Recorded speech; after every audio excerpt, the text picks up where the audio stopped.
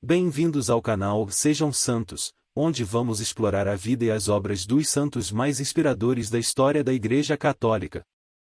Nós vamos compartilhar suas histórias, seus ensinamentos e seus exemplos de virtudes, esperando que possam nos inspirar a viver de acordo com os ensinamentos de Cristo. Então, se você quer aprender mais sobre esses santos e descobrir como suas vidas podem ser caminhos que nos levam a Jesus Cristo para nós hoje, inscreva-se no nosso canal e deixe o seu like.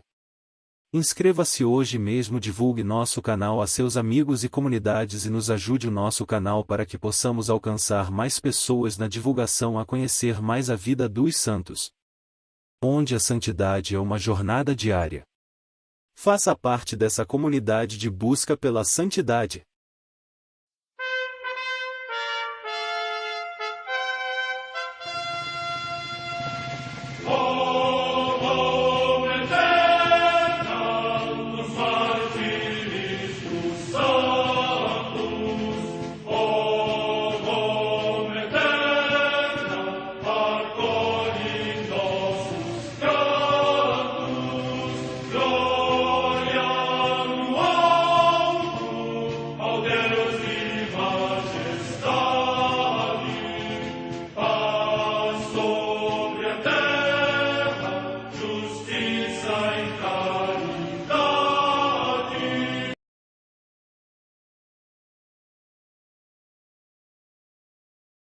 Ler a vida dos santos desperta em nós o desejo de seguir a Cristo. Através de suas vidas podemos aprender as virtudes, a sabedoria e o amor de Deus.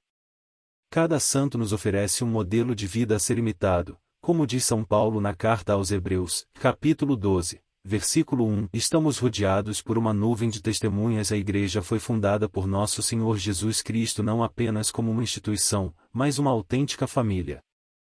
Os santos mártires, confessores, doutores, as virgens, os santos pastores e todos os demais santos são realmente nossos irmãos que nos precederam no caminho da fé e já estão no céu, para onde também iremos nós, pela graça de Deus.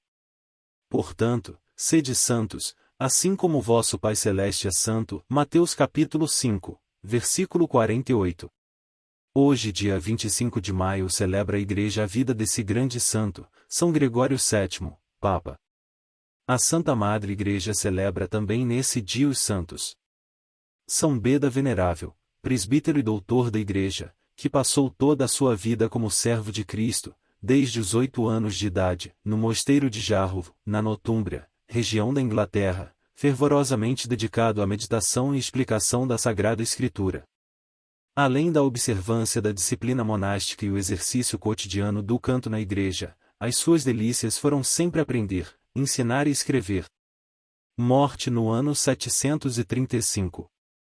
Santa Maria Madalena de Pazzi, Virgem da Ordem das Carmelitas, que, em Florença, também na Itália, levou uma vida oculta em Cristo, consagrada à oração e abnegação, rezando assiduamente pela reforma da Igreja, recebeu de Deus muitos dons extraordinários e dirigiu sabiamente as suas irmãs no caminho da perfeição. Morte no ano 1607. Em Atela, na Campânia, também região da Itália, São Canião, bispo e mártir. Morte entre os séculos III e IV. Em Milão, na Ligúria, hoje na Lombardia, região da Itália, a comemoração de São Dionísio, bispo, que, por causa da fé católica, foi expulso pelo imperador ariano Constâncio para a Armênia, onde morreu com o glorioso título de mártir. Morte no ano 361. Em Florença, na Etrúria, hoje na Toscana, também região da Itália, São Zenóbio, bispo. Morte entre os séculos IV v. No cenóbio de Mentenae, junto a Troyes, na Gália, hoje na França, São Leão, abade. Morte no século VII. Na Inglaterra, Santo Aldelmo, bispo, homem célebre pela sua doutrina e seus escritos, que, depois de ter sido abade do mosteiro de Malmesbury, foi ordenado primeiro bispo de Sherborne, entre os saxões ocidentais. Morte no ano 709. Em Penalba de Santiago, no território de Astorga, na Espanha, São Genádio, que primeiro foi abade e depois bispo desta sede, era conselheiro real, mas, movido pela nostalgia do claustro, renunciou à dignidade episcopal e passou o resto da sua vida como monge e, por vezes, eremita. Morte no ano 925. Em Vila Magna, junto de Florença, na Etrúria, hoje na Toscana, região da Itália, a comemoração do Beato Gerardo Mecati, que, seguindo com entusiasmo os passos de São Francisco, distribuiu os seus bens pelos pobres, e retirando-se para a solidão, por amor de Cristo se dedicou a acolher os peregrinos e socorrer os enfermos. Morte no ano 1245. Em Montesanto, no Piceno, hoje nas Marcas, também região da Itália, o passamento de São Gério, que, depois de ter sido conde de Lunel, abraçou a vida de eremita e morreu durante uma santa peregrinação. Morte no ano 1270. Em Faenza, na Flamínia, hoje na Emília-Romanha, também na Itália, o beato Tiago Felipe Bertone d'André, presbítero da Ordem dos Servos de Maria, insigne pelo dom das lágrimas e profunda humildade. Morte no ano 1483. No Tonkin, atualmente no Vietnã, São Pedro Doan Van Van, mártir, que sendo catequista e administrador da paróquia de Baú No, já octogenário confirmou a constância da sua fé, derramando seu sangue no tempo do imperador Tu Duc. Morte no ano 1857. Em Paris, na França, Santa Madalena Sofia Bará, virgem, que fundou a Sociedade do Sagrado Coração de Jesus e trabalhou muito para a formação cristã das jovens. Morte no ano 1865. Em Muniongo, localidade do Uganda, São Dionísio Sebugvavo, mártir, que, aos 16 anos de idade, afirmando ao rei Mvanga, durante um interrogatório, que ensinara 2 pajens da corte os rudimentos da religião cristã, foi degolado pelo próprio rei. Morte no ano 1886. Em Catatla, no território de Guadalajara, no México, os santos Cristóvão Magallanes e Agostinho Caloca, presbíteros e mártires, que, durante a perseguição mexicana, confiando firmemente em Cristo Rei, alcançaram a coroa do martírio. Morte no ano 1927. No campo prisional de Javas, povoação da Moldávia, o beato Nicolau Cielski, presbítero e mártir, que, sob um regime perseguidor da religião, venceu com a fortaleza da fé os tormentos do martírio. Morte no ano 1951. São Gregório VII, Papa paradigmático da história da Igreja. Embora esse extraordinário pontífice tenha sido canonizado, devendo, pois, em princípio, figurar na seção Vida de Santos, sua exponencial atuação de tal maneira marcou a história, que é adequado reverenciá-lo na seção Grandes Personagens. À direita da nave central da Catedral de Salerno, século XI, encontra-se a Capela dos Cruzados. Lá não mais comparecem os cruzados para fazer sua vigília de armas. Sob o altar de pedra tosca está o túmulo de São Gregório VII. Atualmente, quem visita o local percebe ali um ambiente de solidão, uma penumbra cheia de recolhimento, impregnada de oração. E a recordação do grande Papa, marco na história da Igreja e da cristandade, inspirador de cruzadas, suscita admiração e enlevo nos visitantes daquele abençoado lugar. Da calma do mosteiro às lutas em Roma. Hildebrando futuro Papa São Gregório VII era monge na célebre abadia de Cluny, na França, na época em que São Hugo dirigia como abade esse extraordinário mosteiro, onde o espírito feudal encontrou seu pleno equilíbrio católico. Em 1049, ali foi procurá-lo Monsenhor Bruno, bispo de Toul, que havia sido nomeado Papa por seu parente, o imperador Henrique III. Tal método de designação de um Papa, ainda válido então, havia se tornado abusivo. Bruno, como sumo pontífice, adotou o nome de Leão IX. Levou o monge Hildebrando consigo para Roma e nomeou o arquidiácono, primeira dignidade do Sacro Colégio de Cardeais e administrador da Santa Igreja. Iniciava-se assim um longo combate, de muitos anos de duração, daquele que talvez tenha sido o maior dos papas da história. Filho de um pequeno proprietário de terras, Hildebrando nasceu na diocese de Soana, na Toscana, entre os anos de 1020 e 1025. Em 1045 entrou em cena ao ser nomeado capelão do Papa Gregório VI.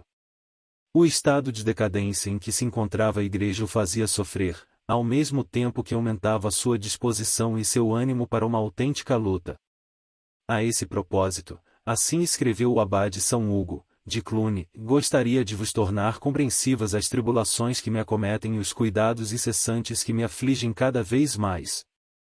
Pedi muitas vezes ao Divino Salvador que me tirasse deste mundo. Ou então, que me desse as graças para servir como devo à Santa Igreja. Vendo a Igreja do Oriente separada da fé católica pelo espírito das trevas, sinto uma dor que não posso exprimir e uma profunda tristeza que invade minha alma. Procuro observar o Ocidente, o Sul e o Norte. Difícil encontrar alguns sacerdotes que chegaram ao episcopado pelas vias canônicas, levando vida conveniente e governando seu rebanho no espírito de caridade. Entre os príncipes seculares, não conheço quem prefira a glória de Deus à sua própria glória, a justiça ao interesse.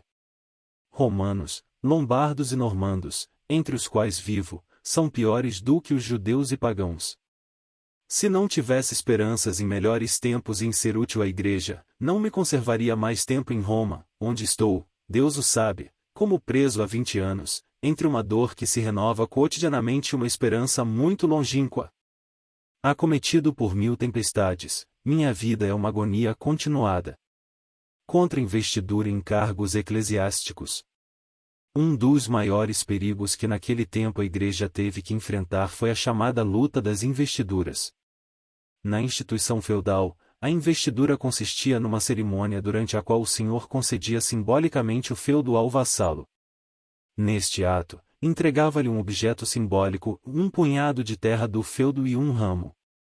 No caso de serem terras eclesiásticas, entregava o báculo ou o anel. Em consequência, o vassalo ficava vestido do feudo que recebia, adquirindo sobre ele um direito que compartilhava com o senhor. Após a investidura, realizava-se o juramento de fidelidade e a homenagem do vassalo ao senhor. O problema se colocava nas grandes propriedades de terras que a Igreja possuía. Com efeito, durante séculos ela havia recebido numerosas doações de terras. E os bispos e abades de toda a Europa administravam tais propriedades como grandes senhores feudais. Surgia, assim, o problema político da relação temporal entre o rei e o bispo ou o abade, como proprietário de terras. Era natural que o rei exigisse uma certa sujeição temporal do bispo, enquanto senhor de grandes domínios dentro do reino. Mas, pouco a pouco, para assegurar essa fidelidade, os imperadores passaram a nomear leigos de sua confiança para os grandes feudos eclesiásticos. O imperador então os investia do anel e do báculo. Não apenas lhes outorgava a terra como feudo, mas também decidia quem seria sagrado bispo. Em vista disso, geralmente os candidatos às abadias e aos bispados não eram eclesiásticos, mas simples leigos, que pagavam ao imperador enormes somas pela investidura. A autoridade jurídica da Igreja sobre os clérigos assim nomeados se perdia, porque eles ficavam sujeitos à autoridade civil. A investidura laica tornou-se, pouco a pouco, um fato consumado que era necessário erradicar, sob pena de a Igreja perder sua independência. E ainda, para piorar as coisas, os bispos assim nomeados pelo imperador pretendiam que seu cargo se transmitisse por herança à sua família. Para isso, procuravam ter descendência. E, em consequência, não respeitavam o celibato, que havia séculos já estabelecera na Igreja do Ocidente. Foi a partir dos imperadores saxões e sálicos, Totos e Henriques, com exceção de Santo Henrique II, que o problema se tornou mais agudo. Roma passou a ser considerada apenas como uma diocese a mais. Vigoroso e autêntico reformador da Igreja. Desde sua chegada a Roma com o Papa São Leão IX, Hildebrando empenhou-se na luta com o máximo ardor, mas ao mesmo tempo com prudência cheia de sabedoria. Antes de enfrentar o imperador, era necessário reformar a hierarquia eclesiástica, infestada pela simonia, venda dos bens eclesiásticos e pelo nicolaísmo, heresia que, ademais, sustentava que os sacerdotes poderiam se casar. Muitos bispos sujeitaram-se às ordens procedentes dos chamados papas gregorianos. Outros, porém, especialmente muitos alemães e da Lombardia, norte da Itália, resistiram violentamente, apoiando-se no imperador alemão, de quem recebiam as dioceses como feudo. Na Lombardia, convém ressaltar, o papado encontrou heróicos colaboradores. Em Milão, principal cidade da Lombardia, os católicos fervorosos organizaram uma associação combativa conhecida como Pataria. Dois de seus líderes foram santos, Santo Arialdo e Santo Eslembaldo, enquanto seu fundador, o Papa Alexandre II, foi o antecessor imediato do monge Hildebrando no trono pontifício. São Pedro Damião foi um dos maiores sustentáculos da Pataria. Novo Papa impõe arduamente sua autoridade.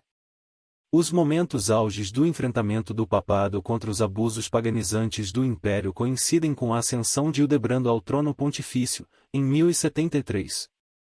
O novo pontífice não tardou em dar um primeiro passo decisivo. No Concílio de Roma, Quaresma de 1074, o Papa decretou que todo simoníaco e todo nicolaíta seria excomungado se não renunciasse ao cargo ilegitimamente adquirido, ou a mulher com quem vivesse contrariamente à lei canônica. O clero alemão protestou e resistiu, enquanto Henrique IV por algum tempo simulou submeter-se. Em outro concílio, no ano de 1075, o Papa excomungou vários bispos alemães. É durante este primeiro enfrentamento que a doutrina de São Gregório VII se define. O Papa escreve seu famoso Dictatus Papae, no qual estão resumidos os princípios da autoridade papal. 1. Igreja é de origem divina. 2. O Papa tem todos os direitos sobre os bispos. 3. O Papa é o juiz de todos, não é julgado por ninguém. Ata e desata, pode desligar os vassalos do juramento de fidelidade feito a seus suzeranos. 4. Fica afirmada, pela primeira vez, a monarquia papal, a subordinação do poder civil ao pontifício em temas de doutrina e moral. Enfrentamento com o imperador Henrique IV. A crise produziu-se durante o reinado do tirânico Henrique IV. Este, já aos 25 anos, era um déspota cheio de vícios e odiado por seus vassalos. Além disso, havia se entregado a todos os excessos no tráfico das dignidades eclesiásticas. Ao subir ao trono pontifício, em 1073, São Gregório VII já o havia advertido de que teria de reprimir seus excessos. Numa carta que havia escrito a Godofredo, um dos grandes senhores alemães, lemos: não cedo a ninguém em zelo pela glória presente e futura do imperador. E na primeira ocasião que tiver, hei de fazer-lhe admoestações caritativas e paternas. Se me atender, terei tanto júbilo pela sua salvação como pela minha própria.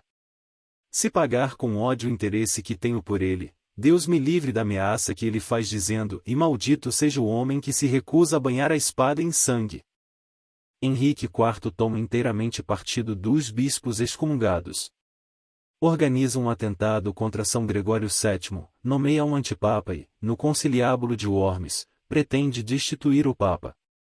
Em 1076, o Santo Pontífice dá o golpe decisivo, depõe e excomunga Henrique IV com um anátema. Era tal o prestígio do Papa, que toda a Alemanha e o Império voltaram-se contra o imperador excomungado.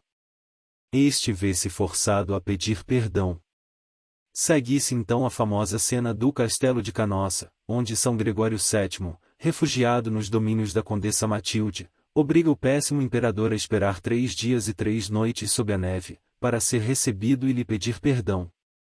Perdão que o Papa concede, contra sua vontade, pressionado por seus mais íntimos colaboradores.